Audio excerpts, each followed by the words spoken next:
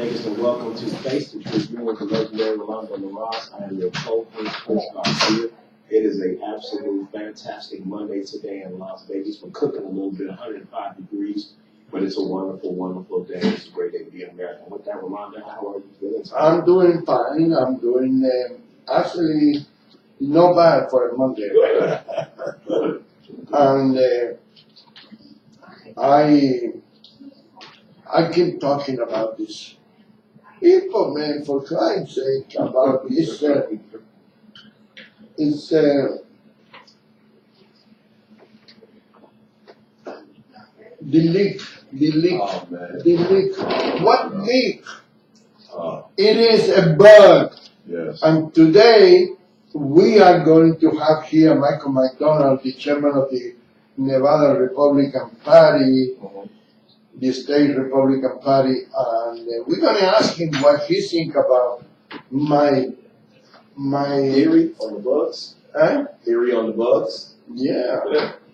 I wanted to know what he thinks about my conspiracy theory of if he ever get here, because we were supposed to have breakfast together and he never showed up. You know,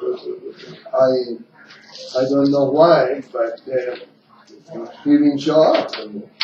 You know, and I wait, but and I guess he thought he was going to have to pay for my breakfast, and that's why he didn't show up. But I was going to pay for his breakfast. But there he is. Oh, there he is. I thought he was going to. Maybe he went over to Ken Wolf there. How you doing? But getting there in the middle between two. You gotta get up. Between two Cubans. Now you're going to be in trouble. As the chairman of the Republican Party, Michael McDonald, is joining us today on Face the Tribune. We're so blessed today. Yeah, and what happened to you? He stood me up at lunch. Oh, man. You hear about that? I can't trust him. He stood me up at lunch. Yeah. He's telling me to Well, if you want to take us all to lunch today, we're game. He's telling me not to hang. I'm sitting by myself. Looking at TV. Where's your bodyguard? I thought maybe your bodyguard and then you come to our place. I got a couple of I was going to pay for I got it. a couple of them. But now I lost my money, so I don't know. Anyway, Michael, 2 weeks ago I wrote in the Tribune, then former President Barack Obama had 73 days in the White House since the November election to January 20, when our president was sworn in. 73 days that he couldn't use to guard that White House. I know Sheriff Gillespie said I have a conspiracy mentality and all that, but do you think it's possible that the White House can be guarded? 59,000 square foot. You think? Because I cannot believe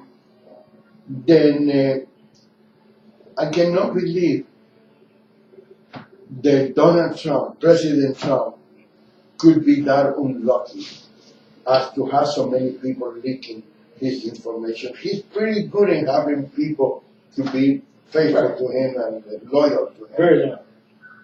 I think if you look at it, there's a lot of things that, and that's not. I tapped outside. That's not from, when you look at it, thank you, brother. There are several people that do not want to see Donald Trump become president, right? Republican Party people, people that are establishment type, people with their own agenda. It's actually kind of disgraceful that we have, because this is something that we saw for the last 8 years. You give us the White House, you give us Senate, you give us Congress, we're going to show you how to run America. And we have the White House. President Trump's trying to keep his promise, which he's done. He promised the American people. I tell you, I sit with him like I sit with you, and point blank, he says, we're going to get things done. And we are. And he is 100% committed to that. It is an issue that I think that took place that there are people in Congress and Senate that do not want the president to be president, and they're hamstringing. They're hamstringing from the beginning. So he's using tweets and Facebook and stuff like that to get his message out, because he has loyal followers that people have never even touched. So what happened before, we had people that never voted before vote for the president. Yeah. And he brought people out from a long time ago. Now, back to the long version of your question. Is it possible? It's with today's technology, you can bug anything. I mean, these things right here. Oh, yeah, they're dangerous. Yeah, that's the worst thing ever. But I can tell you he's surrounded by professionals in the sense of law enforcement. Uh-huh. A couple of the guys that, when we were campaigning, they go inside the White House, but they have people, they have friends right in the White House and the Secret Service. They do a phenomenal job. They're committed to the president, that I can tell you. Steve Bannon's committed to the president. Corey Lewandowski. You look at people that were surrounding the president beforehand. They're committed to getting the message across and to get it done. Now, I can also tell you there are several Democrats that are trying to find a way to work with the president without their. I mean, when I'm back there, when I'm back there. Look, in Nevada, we're blessed because we have Republicans and Democrats that work with each other that aren't like so polarizing in other states. So we're able to work within the confines of the state and find out what works, what doesn't work. The other day we were at Coffee Pub where you and I were right, and the chairman of the Democratic Party, state Democratic Party, I've known him since he was. I knew his father real well. You know his father. So I saw this young man grow up into. What's his name? McCurdy. Oh, William McCurdy. oh yeah, Billy's son. yeah. So he's done. I mean, we have different ideology, but he was there along with some of the Democratic strategists, and there was Michael Roberson, the majority leader at the time, former majority leader, and several people in the Republican Party. And I was having a separate meeting, but we all got along. At the end of the day, we were talking about how can we move Nevada forward to get things accomplished that Nevada's first, and that's always been my philosophy. You know that I want to see Nevada first, but we're blessed here in Nevada to have that. We have some people that have their own agenda here in Nevada. When we start looking at things that took place. Unfortunately, some Republicans have their own agenda. You know what? They have to own it. They have to own it. But it's been no secret. When I was talking with the president, I was one of the original members. I was one of the meet 15. They called us at the inauguration. I knew Mr. Trump from previous experience, and I thought, Jeb Bush, great man. I had an opportunity to sit and talk with him several times. I enjoy him. I tell you, he's a good man. Just different philosophy. A lot of the candidates came through were really good. Ted Cruz, just different philosophy type. I signed up with Mr. Trump from the beginning, before he went down the steps with Corey Lewandowski. So I had a special connection with Mr. Lewandowski. He's a big proponent of making sure that if you make a promise, you fulfill the promise. That's the important thing. So I think we've seen the first 100 days. Today marks the 200th day in office. He's 200 days in the office. We threw an event for him at the South Point for 100 days in office. The women, Trump for Women for Trump, did a wonderful job. We were the title sponsor of that. It was my pleasure to work with Mo and several of her group that put that on. So there's a lot of Mo who? Harris. So she's a part of. Yeah. She's a wonderful job in the campaign. But we have Nevada members that are further back than that. Also look at it from this point. The Democrats, when Senator Reid was in, they had President Obama. The Democratic Party, for the most part, had a great foothold, and basically for Nevada. I mean, when you have this, the second most powerful man in the world is the majority leader, and it was from Nevada, that was good for the Democratic Party. Now you switch to President Trump. I have a great relationship with the president. Having Mr. Wynn as our national finance chairman, he has a great relationship with the president. Steve? Yeah. He's the national Republican finance chairman. He wasn't TV the other day with him. I don't know. They're friends from a long, long time ago. Business rivals. So He's friends with Anderson. Yeah. And he's friends with the guy from the treasurer. Came here. Phil Ruffin. Yeah. Phil Ruffin's his best man. Phil best friends. He was best man as well. Yeah. Yeah, that's right. And Michael McDonald knows everybody. He's a Democrat and knows everybody. So when you look at where Nevada sits, we're the strong, as far as the state party, This is the strongest the state party's ever So been. why did you lose the election in Nevada? When we went at it, bygones are bygones, but each money more to quarterback the whole thing. We worked very hard, and he has hundreds of thousands of those support. I mean, just from all across that came in to help. When you saw as it went down here, there was a mixed message. We had Republican leaders, mind you, that were anti-Trump. So I'm glad you say it. yeah, they were on Fox News, and then Fox News would call me, so I'm going again. And it was kind of a bad situation because these are men that I respect and that I like on a personal level. But at the end of the day, I did not respect what they did. And I tell you, I don't know if I'm wrong or right, but I think also these people in the campaign in Nevada were not that good. No, they were very good. Charles Munoz, Tim Williams, they did a really good job. The problem was this. I happen to disagree with you, but Right, no, and you have a different perspective than me because I may have been too close to the forest to see the trees, but I can tell you that, I was working sometimes 18 hours, 20 days, literally, because this president does not sleep. I'm telling you. I know. And I'm telling you firsthand, we're on the plane, he's working, and then half the sleep, the crew are just in their 20s and 30s. They're passed out, and he's still working. And he's making phone calls at 3 o'clock in the morning. I'm telling you, I'm telling you, say hello to my wife, and she had to wake up. he's phenomenal, man. That's what I told you Saturday. Yes. Is the first president, Chris, the first president, then they win the election, and the next day he went to work. Yeah. Everybody take 2 weeks to recoup.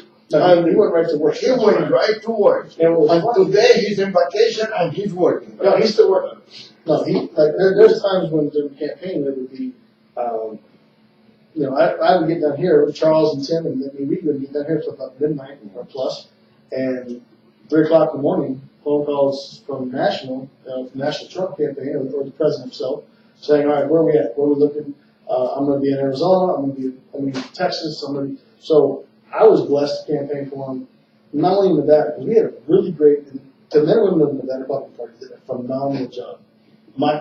The people that I served with and served for really put themselves on the line. We had the most campaign staff we've ever had in the state. We had them earlier than we ever had. I raised more money than the other chairman has ever had. I had the largest single fundraiser with the president before I became president. So we broke all kinds of records that had never happened before. We've never had this much support from the RNC, which we do now.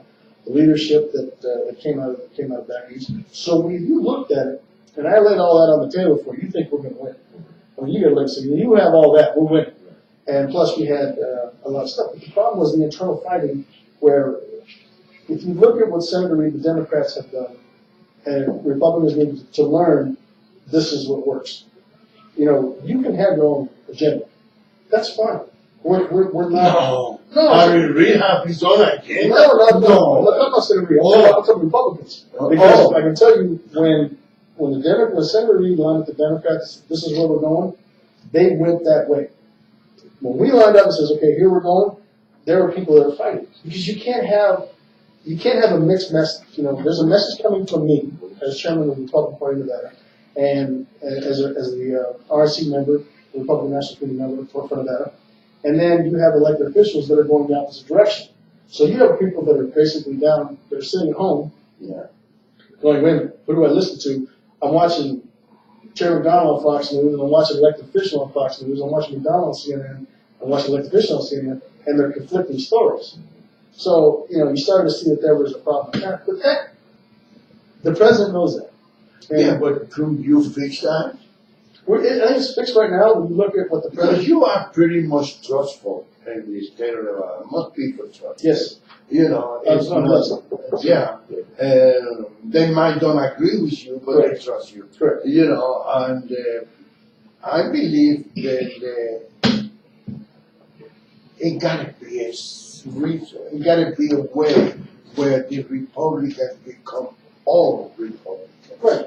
I've been saying that, Michael, I've been saying that for years. For years. So, I I can attest to that for years. And you're right, on the sense where we're looking right now. That message, exactly what you said, has to soak into people's minds. You have to decide what do you want this country to become. The president had an agenda. He's moving forward with that agenda. You have all the news people that are coming after him, and it would actually hurt a normal person. And I look at it, I feel bad for him. When I'm back, when I was sitting with him in the White House, he is still razor focused on getting his agenda across. I was there when he called all the senators in. I was back in D.C. Oh, you was there? Yeah, I was back at the White House when all the senators came over a month ago, and they came over, and then I went back. I was back over at the Eisenhower building until 11 o'clock at night. So this is, I can tell you, in my short life, this is the hardest working president I've ever seen. I know. I mean, he may not be as smooth as some other presidents that we've seen, but I can tell you, if he shakes your hand and gives you the word, he's going to be there. Let me give you one example. He didn't do this for anybody else, and he didn't do it for any other party. We were early on the campaign when we first started. I wanted to do a fundraiser for Nevada. And he said, sure, absolutely. Well, he was campaigning so hard in different areas that it just conflicted. It was during the summertime, I want to have it during the summertime, kind of like a celebration, and it conflicted out, so he couldn't do it. So he says, Mike, here's what I'm going to do. You call me, we'll do it whatever you want to do. I said, okay. So a year later, and that was when we had 16 candidates. Now a year later, he's the nominee. And I said, we were down in, I think we were in Arizona or Cleveland. And I said, Mr. Trump, I said, could you please do a fundraiser for us? He goes, sure, absolutely, I'd love to. I made you a promise, I'm going to keep it. Okay, great. I set the date. It's right in the middle of he had 3 fundraisers scheduled for himself, for his campaign. And he says, I'll be there. He said, you'll be there? I'm like, no, I said, we'll move it around because I don't want you to screw up your fundraiser. He goes, no, I'll be there. The man flew across the country, landed in Nevada, or in Las Vegas, because his plane didn't fit up in Lake Tahoe. The event was up in Lake Tahoe. It would not fit on the runway up there. He has a big That's plane. the same problem you got with your Same plane. one, yeah, right, same one. So then he landed here, took Phil Ruffins' jet from here, and he had to leave his staff here because Phil has he had Phil a couple of jets, but he was Mr. Ruffin. He took that one jet up, which didn't allow it. So the press corps had to stay here, and the majority of the staff had to stay here. Well, he flew up to Tahoe. He landed on the north shore of Tahoe, which is basically the top of the lake for everybody that's listening. And our event was at South Shore, so he had to land up there, drive all the way to South Shore. Came in the event. He wanted no prompters. He did away with the prompters, and he says, Mike, I want open mic. I said, are you sure, Mr. Trump? I want an open mic. He sat there and took questions. He went like an hour over on this fundraiser. And people left. I've never seen like this. People were literally standing up on chairs. They lined the street to see this man. It was amazing. But imagine that. He kept his promise to do away with 3 of his own fundraisers, but he kept his promise to me as a man. And that was all the handshake deal. Now, as I said this 100 times, people listening. No campaign people, nobody. This was me and him, handshake, man to man, and he says, I will be there. And he did. And that's something that's the kind of man I want in the White House to keep his word. Because growing up, my mom and dad told me that's the contract. I mean, forget about what's written on a piece of paper. If I shake your hand, that's the contract. And I think that's what a lot of Americans has missed before, since the younger generations, but you're starting to see that bond come back. I think you're starting to see a new generation that's the people the men and women, the boys and girls, they're still in high school now, they're coming of age. They have more of a different sense of conservatism. But let me ask you. Sure. You see that glass over there? Mm-hmm. It was broken because we got a sign that said Donald Trump. I don't know where the sign went now, but we had the sign in my wall over there. We got a sign over here that said Donald Trump for president. The very first sign, Charles Munoz sent it over here. even though he don't like the Tribune, he sent He me. did a good job. I don't think so, but that's another story. I don't want to put you in it. Okay. They broke this window. Somebody threw rocks at the window and it broke it. I put 6 signs. You know me, how Oh, yeah. stubborn I Yeah, am. I know I was still doing. You know, I have 1 sign and they didn't like it, I put 6 signs. All I want is for him to call in the phone and say hello to the audience of the Las Vegas Tribune. Yeah. He could not get that. But he was, I can tell you, he's been pushed to limits. Like, he was doing shows when we were on a plane, and then they cut out. He was, No, I'm talking about Charlie Munoz. Oh, I thought you meant the president. No, I never did. I never asked. I never had a chance. We are the only newspaper that whatever we put in the paper, it is what we want people to read, because we don't get any information from the White House. We was the first newspaper in the United States to endorse Donald That's Trump. awesome. Okay, and nobody give us credit for that, Michael. I'll give you credit and I'll take it back. I know, but you give me credit, but that doesn't bring the president to call here and say, "Hey, Chris, I never seen a black Republican." And, He won't give me credit. I just tell you where I've been. You don't believe me. There'll be one of those calls coming one of these days. So when it does, I want you to give me credit for it. because I tell you, we've been with him from day one. I know. From day one. I thank you for that. And I believe he can turn the country around. I believe, and Chris is another one that he believes that his show is called Conservative American.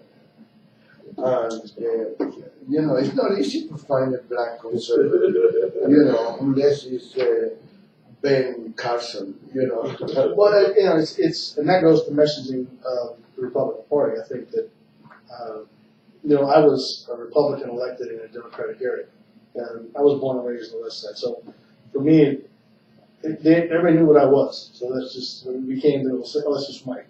And then I start talking about values, and they're like, yeah, I like that. Keeping your money responsible. No, I still believe in giving a man a hand up. I don't believe that because you're down, you're out. And that's some Republicans do that. And those people are, I think it goes to a person's religious values and the core how they were raised. I think anytime you give a man a hand up and men and women, a hand up and allow them to better themselves and help them better themselves, that's the message that we've always had. You look at family values. That's why we're so strong in the Cuban community, is the family value that they bring. Tell you the conservative representation that the Cuban community brings. That's been good. But as far as working with the African American and also in maybe the Mexican or Puerto Rican communities, they're happy working it. Now, here in Nevada, we do. That's something that my door has always been open. We actually had Bernie Sanders people when Bernie dropped out there in my office, and they came over to say hi. They had their shirts on. We went to Starbucks afterwards, had a long conversation. They liked They took the shirt off. No, they're still Bernie fans, but I gave them white shirts and said Mike McDonald on them. But we had a great conversation, and they told me what they didn't like about our candidate at the time. And I told them that the best thing about this candidate at the time, and I think, I said maybe 3/4 of them voted for the president. They came by afterwards and told me they voted for it. And that was very humbling. But you look at how lonely that, you talked about how lonely that was, for you and for the Tribune, is when you look at it, I was the first chairman and RSC member to back the president. And I was humbled by that. I was like, oh, that's great. It was my choice. I was threatened. Yeah, I was threatened. I know. I was told they're going to recall me. I was told that they were going to make sure. Well, they've been trying to recall you for everything. Right. Yeah, I was going to be politically ruined, and I'm like, well, that's fine, because you know what? If that's what your feeling is, then come get it. So as he started to move on, we still didn't have members. We still had members from the RSC that would not get behind him. Diana Orr, our national committee woman, she jumped on him right away, and she is a very strong vocal woman. Diana can't be pushed around. She moved up, and she was one first. So Nevada had a very strong stake in this election. And it was kind of the old saying, you know what, all the chips were in the middle table. That's where I was. Everything I had politically was on the table. And the night that he won, I wouldn't say vindicated, but it was sweet. It was bittersweet because we lost the state we should have won. Yes. We lost a lot of great leaders. I think this next election, I feel pretty energized because we have a lot of staff members back on. We have some good candidates. We have some great candidates, excuse me, that are really going to carry a message. And more importantly, we have the President of the United States that loves Nevada, and that's an important message. So, let me tell you, I believe that the Republican Party, the Republicans, not the Republican Party, I don't believe that either the Clark County or the state Republican, but I believe Republicans in Nevada are giving the wrong message to the community. I think so. Okay, look at what happened in the last election. The Republicans took over the legislature. I'm writing about this in tomorrow's paper. And they took the legislation. They were the majority. And before they got swear in, before they went to work, they won in the legislation, either Assembly or Republican. They were fighting among each other, and they lost the majority. How stupid can that be? And that goes back to the original point we're talking about, is that you'd never see that happen under Senator Reid. No, You don't. no, you have to give him credit, And and I think it's time for him to retire. But He did retire. no, he didn't I know retire. he did. He did retire. I know he did. He's still playing ball. Yeah, it is what it is. I looked at it, what he was able to accomplish, and I tried to mimic that in the sense of, we coalesce and we surround from our governor and our senator. And it was bad because I wasn't on the same page. I was with the president, and they were going anybody but the president, and that really drove a wedge. And then we had when McDonald came out, which is very hypocritical. And I'll say this when I said it on Fox News, I'm saying it on your show.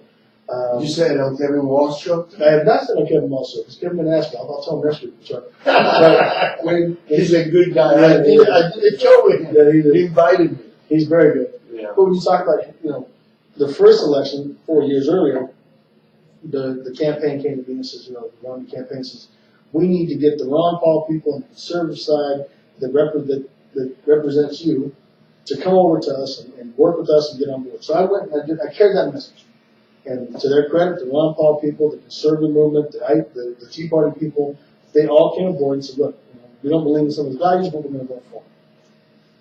I was there when Donald Trump endorsed Micheal on the script. That's right. I was there for that. So when you took what took place, and then you fast forward to now, we said we need you to come on board and say I could never support Donald Trump. And that literally, I know. that started the bell, and then everybody went on stage with Mitt Romney, and they were all anti-Donald Trump, and then it was me again. The party. It was myself and the party against, because we were all supporting Trump, President Trump, against some of our electeds. That cannot happen, because as a person that works day to day, whether you're trying to you work 8-10 hours at your job, But let me ask and then you you have children home, you got to take care of them, you take care of your parents. You got to have a message that is, whenever that message comes out, it's the same message, because you don't have time, because your busy schedule, to be looking at, wow, But let me we ask have an you. elected official saying this, and the state party saying this. What do I do? Where do I go? It has to be the same message moving forward, and that's. But let me ask you something. You are the chairman, Yes, but what about the board? The board was with you? absolutely. No, You got a good support from the board? the Republican Party, the board was, and we had people that. What about the Clark County Republican Party? That was different. I don't know where they stood. I think they came around, but I don't think they should have. I can't speak to everybody because I can't recall right now. But I can tell you the state board was on board. They were supporting different people. They were supporting Ted Cruz. They were supporting Marco Rubio. But when Donald Trump became the member, they came in and they supported him. For example, Adam Laxalt was the #1 supporter for Ted Cruz. I was the #1 supporter of Donald Trump. The minute Senator Cruz resigned his campaign, I had a phone call from the Attorney General and says, "Okay, I'm on board with what I need to do." And it was a privilege to have him there. He's probably one of our great up and coming leaders. Yes. I mean, he has showed he's a true leader. And you saw what happened when National Convention, he introduced me. And that was a great privilege to have him do that for me. I think he can write his own ticket. He's been in this radio show twice. Yes, I think he can write his own And ticket. I believe that he will do good in the future. But he got the name Laxa. It means a lot in the state of Nevada. You You want to hear the ironic part of that? Huh? So when I was in college, just turned 18, just coming out of college, going into college, Senator Laxalt was the one that made me Republican. Really? Yeah, because my family's working, they're working class, and my going back to when my grandfather came over, they were put down in the mines, and some of them died back in New York that said Irish need not apply. I had aunts that were sold into slavery, so it was kind of the American story when the Irish immigrated over, and the Democratic Party at that time represented basically the fight against tyranny. My grandfather was one of the union leaders at the time, and fought against the wages and this kind of story that you see. Out of that, my father was my father and mother, I should say. They worked on the civil rights issue in the 60s in Nevada, so they were active. And I knew Governor Callahan. There's pictures of me on Little in the governor's mansion. I had a chance, growing up, to get to meet all the governors. So it was great to have that experience.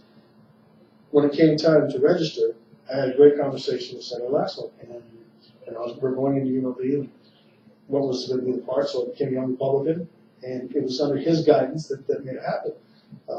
So when you look at things like that, one individual can influence a person's life that quick. I was just blessed to have the Senator Laxalt do that for me, and I didn't change. And he did that for a few people, Right. and I Yes, of recall. course. But He was great. I believe that the Laxa name has a good reputation in Yes. Nevada, and I think that Adam might be a good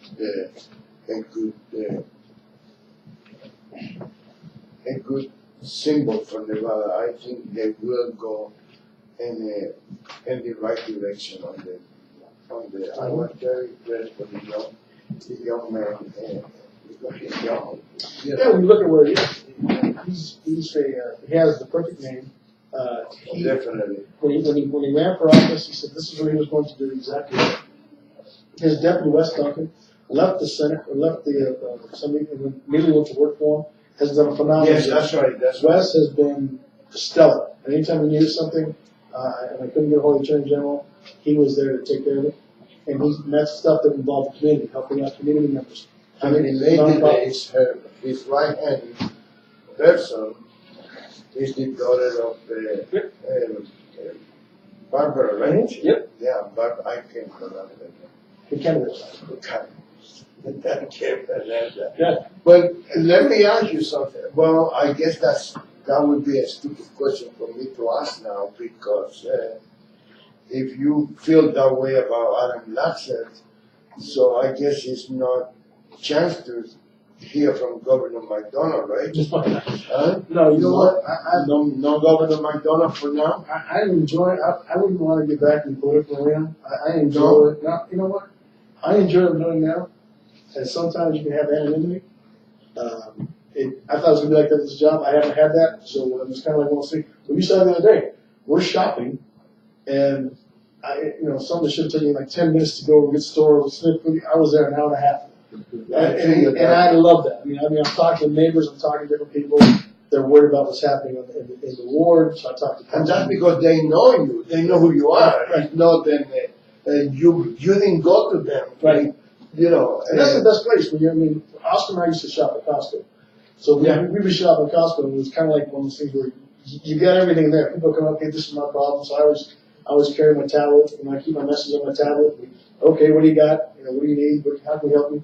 And that to me is great government. I love that because I can make a difference in a family's life, or I can make a difference in a student's life. That's where you touch it. Tip O'Neill said all politics are local. 100%, I believe that, and so I like the job doing that. And that's as far as where we go. Well, let me ask you, how can Las Vegas Tribune help what you're doing? How can we help you? Well, I think it's more of how we're going to help. How we have to be more committed to making sure the message is to you. I think we need to be able to help you get our message out. That's because I think it's very important. Instead of that we writing what we want, absolutely, if we can get direction from the party, I agree, and then maybe even the president himself, it will give him more emphasis to the words that we might publish. And that's one thing about it is exactly what you said. The president likes to be able to touch Everything. The working men and women. He's a blue collar billionaire. The oxymoron. Because the blue collar person, I can't tell you how many times when we were on the campaign trail, he would go into a crowd, and he would be there for. We're supposed to leave in 5 minutes. We'd be 45 minutes late. He'd be signing autographs, taking pictures, touching people, talking to people, and asking their concerns. And if you notice, there was always someone behind him or around him that was writing it down. Yeah, I noticed. Yeah, I went through a bad paper one time. I mean, the guy is the president is phenomenal at trying to be out. Now the media has a different take on it because they're using, he's going into areas that were taboo before, calling it like it is. I mean, it's always been having politically correct. When you have a president that's calling it like it is, it's refreshing. You may not agree with it, but at least you know where he stands. You're not getting a political answer. That's important to me because I don't want to go so far on the ledge and all of a sudden the message has changed, which I've had happen before. I've gone out for an elected official, high Republican elected official, and he wanted this in the community. So I'm on the community saying that, and all of a sudden he changed his mind, and now I look like the liar. With this president, he tells me exactly what he has to put in, and we do it. The staff he has back there are working 24/7. And let me tell you, his effort has to be a little bit difficult. And it's very difficult to swallow because people are not used to a president to speak the way he speaks. Exactly. They're not used to have somebody tell you what it is, not what you want to hear. And that's the problem that he had. And I think maybe he needs to slow down in the Twitters a little bit. If you look at what You can tell him that. Then no one can tell him that. Tell him that there's a crazy Cuban in Las Vegas. Then There's a loyal Cuban in Las Vegas. Very loyal. Yes. Very loyal. You know what's funny is that when General Kelly took over, they thought, this is, he's going to be. That's another. Yeah, he's going to give him a line. The president, you're never going to change the president. I can tell you, just watching and talking to people that have known him his whole life. What he believed that I'm elected, and being able to communicate with the working men and women, that he's going to stand on that. And if you look, this morning it started like at 3 a.m, and my phone's lighting up, and I'm like, all right, here we go. And his messages are be like if you and I were talking. But he's in vacation. He stopped by. There was a wedding in New Jersey. I didn't get the full debriefing from the White House, but he stopped by the wedding. Just said, "Hey, how are you?" Just watching the wedding. Person's getting married. All of a sudden, Donald Trump shows up at the wedding. I mean, how President of the United States? It's stuff like here's one refreshing point, and I'll draw the correlation. When I'm campaigning for somebody, and we've been doing it a long time. We've been doing this since I was a baby with my parents. I always watch presidents. I always watch people. I was blessed because I was on Metro, so I got to be in security details and around it for the grace of Metro. And when I saw more and more, I was a chance to meet Ronald Reagan. I was blessed. I had a chance to see Jimmy Carter when he did stuff. So I was just a child, but I watched how he worked.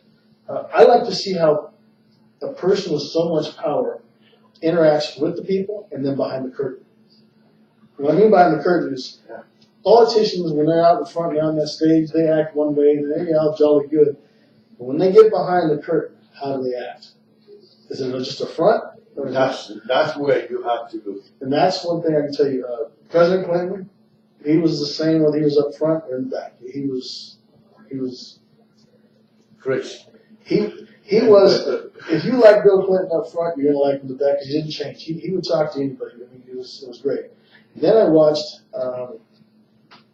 President Bush was pretty much the same way. What you saw up front was what you saw in the back. If you didn't like him up front, you didn't like him in the back. And that's just the way. So that's what happened to me. That's one of those things. President Obama, I saw when he was. This is what something was unique. We had Governor Romney. We had a campaign rally for him. And, I never liked him. And you're gonna like him more now. So he worked the gate. Basically the cattle gates. You know, people come up and there were people trying to talk to him, trying to touch him, and he couldn't wait to get away from it. Couldn't wait. I watched him, and he was like, he wouldn't sign books, and he just kind of shuffled on. It was phony. 3 or 4 weeks later, where it was, President Obama showed up in West Las Vegas. So I went to see the president. I wanted to see how he was going to react. We had a sitting United States president that spoke, walked the cattle gate, and went into the crowd. I'm like, look at the difference. And you know, this is what people like. This is what people want. They want I don't care if it's Obama or it's Jesus Christ. Right. Exactly. People like to hear the president. And that's the difference, is when you're able to interact with people. I mean, then there were people that didn't like him, and people liked him, but he still went in the crowd and talked to him. And I thought, this election's over. And I was right. I mean, he just annihilated. So now fast forward to Donald Trump. We're campaigning. Same thing. Donald Trump, I can tell you, the man you see up front is no different than the man you see in the back. Like I said, I've been to Arizona, California, Florida, Cleveland, everywhere. I've been with this man, and I've seen him react. I've seen his campaign staff. He is one of the greatest individuals to watch. Did you see him lose his temper? Have you seen him already? No. No? No, I've never seen him lose his temper. No? Nope, I've seen him be direct, but I've never seen him lose his temper. What? I've seen him be direct. And he told somebody to do something, they didn't do it, he was direct. But he never lost his temper, and he didn't talk down to him. But one thing I will tell you is when an issue came up in the campaign, he dealt with it more professionally than anybody else. So he's in the crowd talking to people, working with people, and signing autographs, taking pictures, and he needs it. But he actually talked, like I said, and I lost my train of thought, so I apologize. But it was the point where you have a person that is the same behind the curtain as he is up front. And I told you about the story, he kept his promise. I mean, he's keeping his promise to the American people. That I can tell you. Except the wall. No, he's coming out the way. He wants the wall built. Well, I hope so. There's different ways. When you talk about the wall, there's different ways. You know, if you're sitting at home thinking, well, we're going to have a wall that has a roof, there's different ways to control it. What he's saying, the more politically correct it would be, he wants to secure the border. That's all. That's it. When you get and that's what the American people want. Right. And that's what elected him. Right. When he said that, everybody went right. Because you look at how you secure it. Because you got terrorists. Look, we saw it happen during 9/11. Could you imagine what's taking place over in other countries happening here? France, England. I mean, it's horrible. So enough with we served on our needs. President Trump's making sure we're standing, and the rest of the world knows it. You know what? We're here to help you, but we're not here to be your sucker. And that's not politically correct, but it's true. That's what I'm telling you. He's not going to sit here and take it. He's going to put America first. He's going to put workers back to work. He's going to have America stop being taken advantage of, where we're just shelling out money, shelling out billions of dollars to other countries. If you want us to help, you have to help right back. That's a simple thing. Right. You know, when we have American workers that are losing their jobs because we're shipping car factories to other countries for no reason. And let me ask you, all these people that he hired, or people that he kept, because he's another Steve Wynn. Steve Wynn picked the right people. Yes. He always It's not that he's so smart. He picked the smart people to run the company. This department, this department. Remember when, what's his name, left Steve Wynn and went to work for Donald Trump? They fought.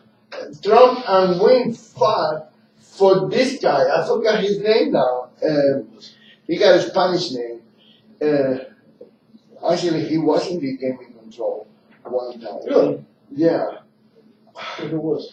He was running the Golden Nugget, and he was, God, you know him.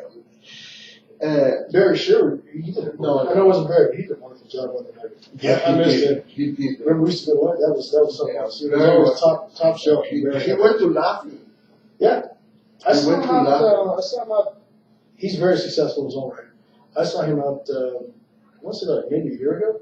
And he hasn't changed. He's still just the greatest guy in the world. This guy that I'm talking about, he went to work in Atlantic City. He also went to the Tropicana as president of the Tropicana or something. I can't recall his name. Yeah, he got a Spanish Greek name, something, I can't remember now. But they fought for that guy because the guy is the brain. I would not trust him. Anybody that comes from the gaming control board, I would not trust. But the first thing I would have done is find coming. This is what I was getting my point to. And I don't know if I'm getting into an issue that you may not want to talk about. Stuff like, you and I go back a long time. So, but I believe I would have cleaned, I would have take coming out, I would have take the Speaker of the House, what's his name? Ryan. I would take all these people out. I don't trust those people. And that's part of the issue, is that I think you have people that go back to the agenda. I think the Director Comey is, I don't know what happened between those two. I know he was in California. We were in California at the same time when he was relieving his duties, and he had to actually fly back to D.C. I think that was something that the media sensationalized. You know, Michael, you know me for a long time. I believe in loyalty. Absolutely. I believe in loyalty. And as crazy as everybody is with the vice president, there's something that bothers me about it. Is when that Billy Boy Bush. The comment. Was the comment between him and the president? The tape recorder. Mike Pence disappeared for 5 days until he saw that the people still behind Donald Trump, the people still support Donald Trump, and then he came back. I don't know if there was a mutual agreement or I don't know, because a lot of times we are not right to other things. Right, that was more of a strategic maneuver in working with, because the president, this is the best thing with the president. He was going up to it. He was going to be the one that said, this is what I said. And it was a long time ago, it was locker room talk. It wasn't vicious. It was basically guys talking. And that's how guys talk. And, according to the Democrats, guys don't talk. yeah, and that's, I don't know, you know what, I'll play ball with a lot of Democrats, and you're elected like that, you know who you are, and you talk like that. I've been playing ball, I've been playing ball since I was 5 years old, and, you know, one way or another, whether it's boxing or football, baseball, it's locker room talk, and it's you know, you wouldn't want to have your mother hear how you talk. That's the way I referenced it. But I can tell you in the president wanted to be the one out front and say, look, I don't know this. He didn't hide behind anybody. That's the one thing I can tell you about the president. He is a man's man. And I hate saying that cliche, but if it was a mistake, he was the one going up to it. And I think you know, anybody who gets caught talking on tape, it's kind of embarrassing when you hear about it. You know, you've got two guys that they're having a good time, they're joking, and this is what comes out of it, it's bad. But I will tell you, this is one of the best moments I've had. I don't want to get off topic there. When that took place, I was traveling up and down, and I was meeting with women's groups. So basically, the strong women. I always say the women Republicans are always the strongest, because they make things happen. So I'm talking to the group, and up north, and this one woman, she's very, very, she's financially well. She's very well off, and she has been a strong Republican for a long time, and she is what you consider a party person. If you had to picture somebody, it's her. And I thought, well, I'm gonna catch some rap on this because, the way he talked. So I went to the speech. I said, ladies, it was Lockman talk, and none of us said, hey, guys, talk on the radio. No one wants to hear it, especially that's the way I never want to hear my mother have to hear me talk when I was playing ball. I just don't want to hear it. So she raised her hand, and I thought, here we go. And she says, Chairman, I've known you a long time, so I'm going to tell you this in all confidence in front of all these women. If you think you're bad, you should hear us in our locker room. She goes, I'm not here to elect the Pope. It's true. I'm not here to elect the Pope. I want to elect the president. We're not leaving him. We're behind him. You tell the president, and Mr. Trump at the time, you tell him we're behind him and keep going. And when I left there, I immediately called and left that message on his phone. So, Wow. I hate to bring memories to you, but I tell you, I had the pleasure and the honor of meeting your dad and your mom. And I tell you, they are looking after you. Wherever they are, they're looking after you. And you and I disagree in a million things, but they are very proud of what you came out. And I want just to mention that because I know what they mean to you. I know what they always meant to you and how close they were to you. And I tell you, every time I see you in TV or I see anything about you, the first thing that comes to my mind is your dad and your mom. Because they were great, great people. And they were very proud of Mikey. I tell you, I pray for them, and I believe that you are honoring them by being the way you are. Every move you make, it gotta be with your dad and your mom, them both equally. I was with you when your mom died. yes. And Thank you so much for that, too. and I know I see your pain, and then you died, and there was almost like a double pain because you thought, what happened to me now? The two people that I trust with my eyes closed are gone. But you got Joel. You got Joel. She doesn't like me, but I think she is good for you. I think she's I'm good looking for out you. this show. She loves you. I think she's good for you. I believe that she is good for you. And you need that strength. You need somebody, Michael, that you can be you without any microphone, any spotlight or anything. You need that because you got that from your mom and your dad and your mom. And she's a combination of both. And I see her how she dealt with your father when he was still alive. And she was there for him. Are we finished? Why? This is the chairman.